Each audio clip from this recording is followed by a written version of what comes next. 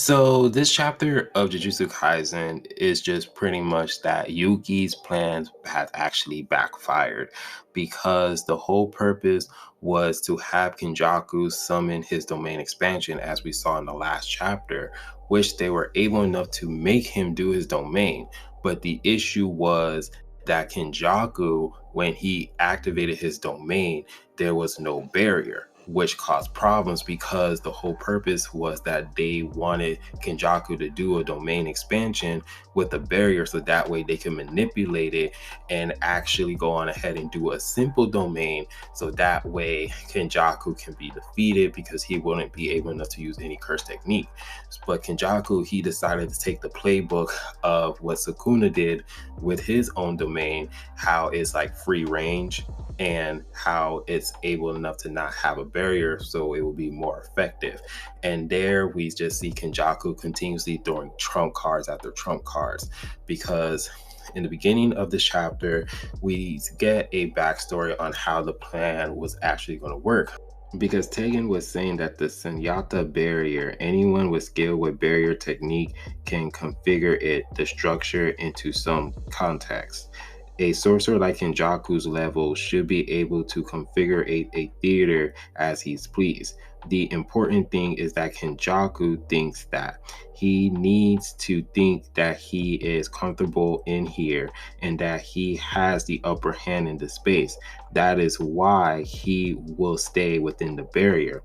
But ultimately, the Sensata barrier is mine. This is why I start to fight in the inside of the barrier and get him to expand his domain. As its owner, all of the information within the barrier will be visible to me as I will analyze Kenjaku's domain and insert a configuration that will neutralize the domain and the patterns throughout the barrier. So which means that Tegan, she is going to go ahead and interrupt Kenjaku's domain when he activated because she's thinking that Kenjaku is going to go ahead and have a domain that will have a barrier because of the fact that Kenjaku is in her barrier, which means that she will have all the information and reading Kenjaku and how to manipulate it because she wants Kenjaku to feel comfortable and make it seem like he's in control and he's in control of the actual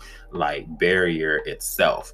So that's what the whole strategy is going to be. But of course, Yuki, she's just kind of confused, like, what do you mean? Because you got to break it down. So Yuki's trying to understand. She was just like, if I was able to use my domain first, then it will force Kenjaku to actually use his domain and expand it.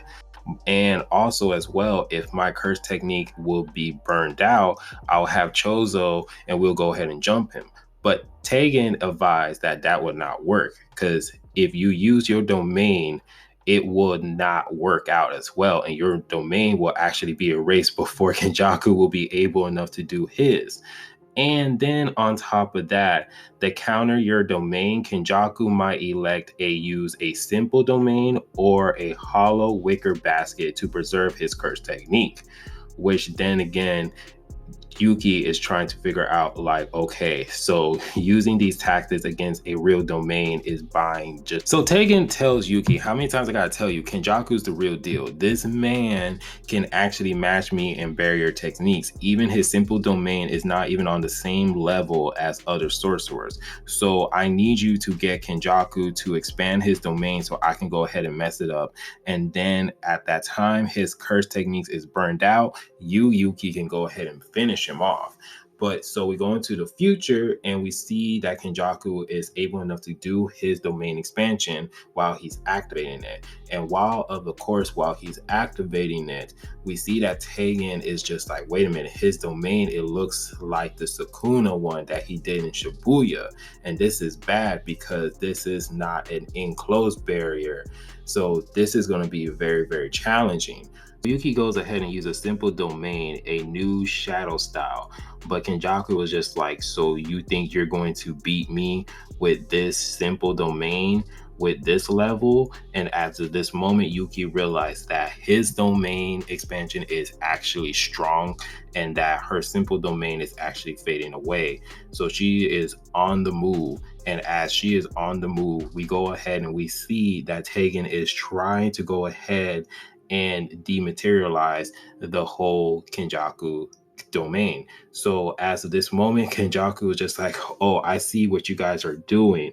Just a kind of outdated strategy as I suspected. So I'm shutting all of this down. So he goes on ahead and he was just telling Tegan, he was like, Tegan, I am not the same as you. I have lived throughout these thousands of years of tug and war between funding giants and collapsing allies and betrayal, and of this world of curses. So he goes on ahead and he activated his domain to go on ahead and attack Yuki. As Yuki's being slammed to the ground by Kenjaku's domain, Kenjaku is celebrating because he thinks that he actually won this fight and that it was a solid victory, as the body of Yuki is on the floor, all bloody from head to toe. And as he is just basking in his glory, all of a sudden he noticed that Yuki is right behind him. And then out of nowhere, Yuki goes on to an attack as he is just surprised and stunned that she was able enough to move freely. But then we see that Yuki just continuously going on the attack, kicking him, as Kenjaku is able enough to go on ahead and block her attack. And then out of nowhere, Kenjaku was just saying that, why don't you just heal yourself? But Yuki is saying, nah, she's not healing herself, which means that Yuki, she's able to do reverse curse technique. And she just goes on ahead and continuously attacking Kenjaku, as Kenjaku just continuously blocking the attack. And as she goes on ahead and use her snake thing to go on ahead and try to trap him. But Kenjaku, he is still fighting and trying to figure out, like, okay, what is she plotting? What is she doing? And while Yuki is fighting Kenjaku, Yuki's arm is all messed up. Yuki's arm is all bent up. And Yuki is bloody as hell as she's fighting Kenjaku with one arm. And then at this moment, we can see that as Kenjaku is wondering, oh, what are you plotting? Are you trying to catch me off guard? Because you're using your brain a little bit too fast.